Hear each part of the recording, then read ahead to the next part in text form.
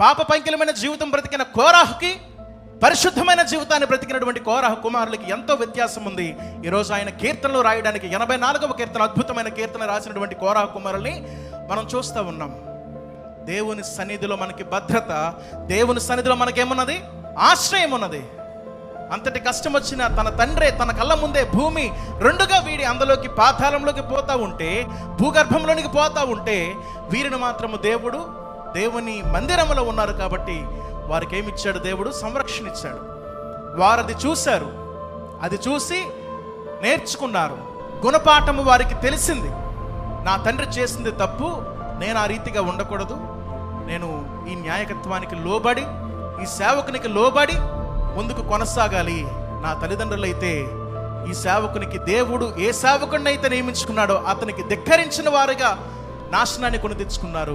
నా జీవితం అలా ఉండకూడదు.